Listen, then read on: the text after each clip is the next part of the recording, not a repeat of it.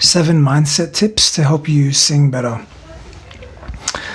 First one, vocal degree. All right. So, no, I don't mean go and get a degree in vocals. What I mean is look at your singing. Your mindset about your singing should be like, this is like a degree. If I go and do a degree, I have to study a certain amount of hours to get the final qualification. So look at your vocals like that process. You would have 4 subjects for half the year, 4 subjects for the next half the year, and then 2 more years of that. So you got 3 years of training. It's full-time training. You might have a part-time job on the side. So you got to look at the development of your vocals like it's something that's going to take time and get incrementally better, the same way your knowledge does if you were doing a study, like when you're at school, or like when you get a degree. If you got a degree, or if you've done anything like that, any kind of training, it's going to take a long time for your skills to keep advancing on top of each other. Why do I say that? Because it's easy to look at singing like something that you might get better at really, really quickly because of the way things are promoted nowadays. You think you might watch a video, I'm going to get better from this video. But of course you get better every time you watch videos and do exercises and do lessons. But to get a lot better, to get to your final goal, you got to look at it like it's like a degree. Because realistically, to become an expert, you have to do something that's equivalent to something like a degree, or something like a and then there might be further study after that. You know what I mean? So you look at it like 3 years at least, okay, something like that. 3 years before you see something like significantly different from where you're at right now, and you're going to see gradual changes. But seeing it that way will at least take some pressure off you in thinking, oh, like, why am I not immensely better after 1 month? Because it can feel like a lot when you start something new. The next thing is motivation. Okay, so motivation, you have to keep yourself motivated in some way by something external. I find that helps. So for example, for me, when I was younger, I'm 40 now, but when I was younger and I first started listening to music, CDs were a motivation for me. CDs and MP3s, when MP3s started to get popular. So first there was cassettes, but for me, when I started to get interested in music, CDs kind of just started. So having lots of CDs keeps you motivated, so not now you got streaming platforms, but so now I'm using YouTube Music, for example. Something to motivate you. So I have, for example, playlists of songs that motivate me, or I've got them written down somewhere. Sometimes I get a notepad and I write it down. I'll write it down in my phone. Listen to stuff that gets you motivated. So it could be a variety of artists for you. I've got like maybe 30 artists that inspire me, with a few that are like I really, really love. It just depends on the albums, the songs. But listen to stuff that makes you go, wow, I want to do that. You know what I mean? Or I just want to sing along with that. I want to sound something close to that when I sing along with it. Something to motivate you to keep going in not just your learning, but your enjoyment. You wanna keep singing, and the best way to do that is to have someone that's motivating you, and streaming platforms and all the artists that you listen to will motivate you. Another thing is discipline. Okay, number 3 is discipline. So what does discipline mean when it comes to learning to be a better singer? You want to have some kind of way of accountability to yourself. You want to be accountable to yourself in a way. So for example, it's kind of like the degree thing. I remember when I did my IT degree, they said we expect you to do 10 hours a week per subject. Okay, so that was like a way to be accountable of what they kind of expected for you to improve. So you need to have some kind of discipline where you're like, I'm doing X hours a week of vocals. Let's say you do 5 hours. That's a good goal, all right? So if you do 5 hours a week of vocals, okay, it's kind of a mid-level goal. That's a form of discipline. And then within that 5 hours, what are you doing? What are the skills that you're working on? What are the specific songs you're trying to achieve? Are you trying to get better at pitch, key, vibrato, range, falsetto, blending, just the general, like memorizing lyrics, stuff like that? Do you want to get better at singing at karaoke? Do you have that playlist memorized of all those things? So there's got to be a discipline in terms of objectively, what's your structure for your week? What's your structure for your day? Whereabouts in your day are you going to practice? Are you going to do it when you come home from work? When you wake up in the morning? Are you going to do a little bit both in the morning and evening? Some kind of discipline. If you're sick, what's your backup plan? If you're gonna have days where you don't practice because family gets in the way, or work gets in the way, or your voice is tired that day, you still should have a backup plan. How can I train on those days? Maybe I can watch videos on those days. Maybe I can memorize lyrics on those days when my voice is tired, or whatever it might be. So try to keep a form of discipline where you're enjoying the activity and you're still doing it on a regular basis, nearly daily.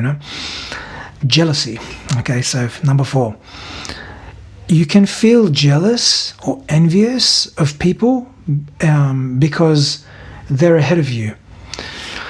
Now, you want to turn that jealousy into revering. So you want to be like, wow, that person can do this. That's amazing. They can sing this high note that I can't sing. They sound so smooth. Oh, like, wow. And you can experience this with people in real life a lot, because when they do something in front of you, it might hit you like, oh my God, like, oh, I can't do that.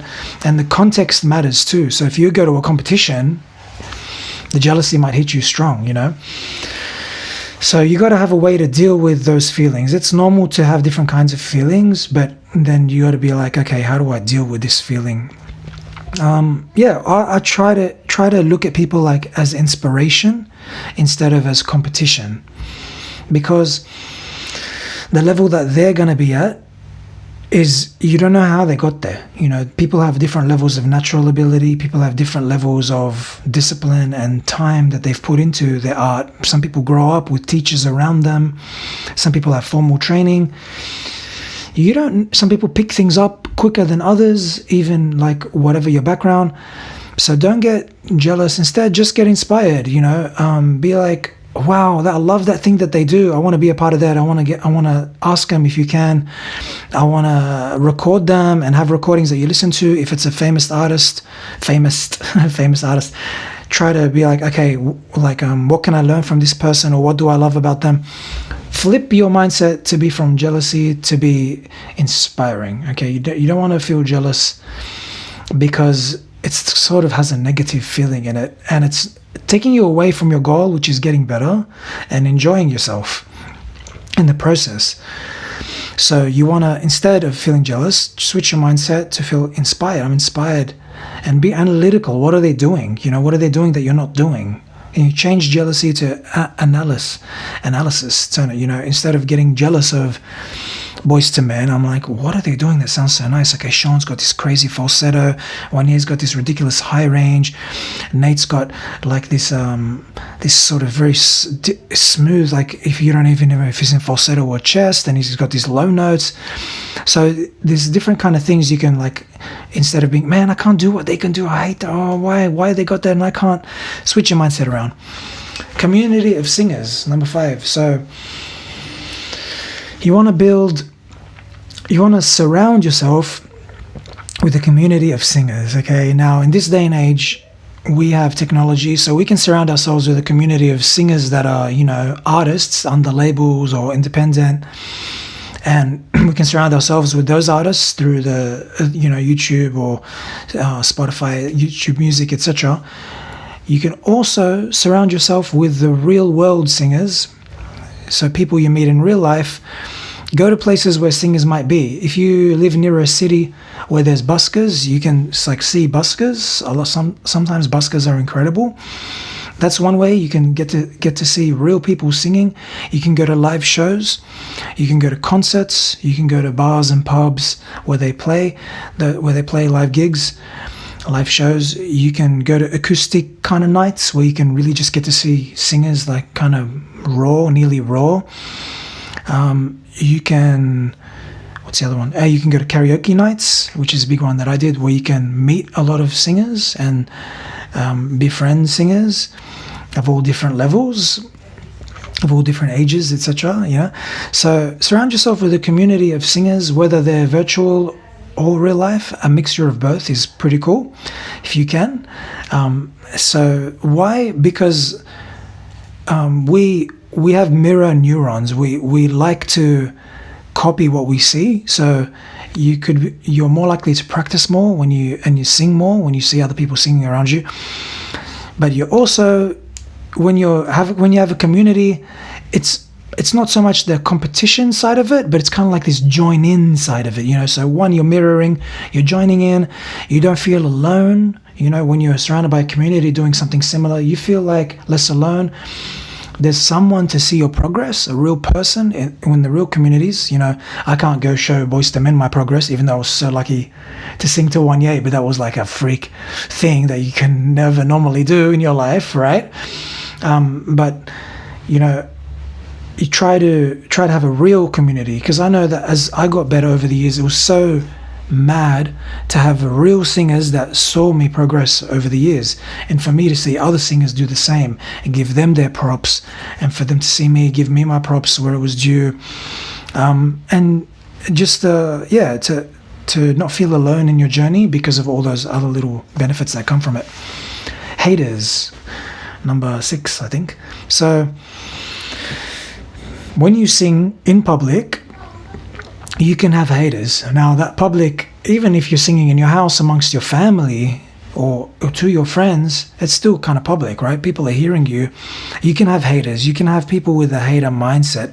They might not be a full-on hater, but they might be like, oh, it's annoying when you sing, or those songs don't suit you, don't sing like that, or people that maybe try to divert you away from your goal. Okay, that's how I look at someone that's being a hater, all right? Sometimes people don't know what they're doing when they're being a hater. They're not necessarily trying to tear you down. They just might be saying how they feel. It's just like an instinct thing. This is how I feel. Ooh, I don't sing. Oh, that's annoying. Like, I've had lots of different reactions to my vocals over the years during all my different levels, from when I was a very beginner to when I was become more advanced, to when I never taught, to when I said I'm a teacher. And people treat you differently when you say, when you share yourself in that way, hey, I'm a singer, or hey, I'm a teacher. Some people can put different expectations on you, like you're supposed to be this level of teacher, or you're supposed to be this level of singer, or you're not worthy. Your video is supposed to be this good. So if it's not, don't put it on YouTube.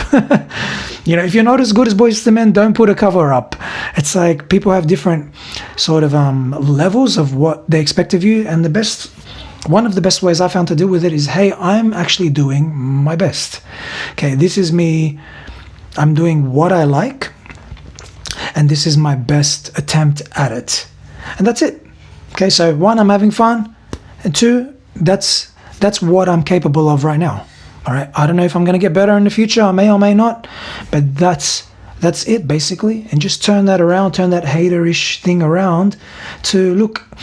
It's really about why you're doing what you're doing. You're doing it because you like it, and the level that you're doing it at is the level that you can do it. So that tackles when people sort of try to say, oh, you're supposed to be this good, when they're implying that if you're not this good, then you don't deserve to share yourself in public or something, So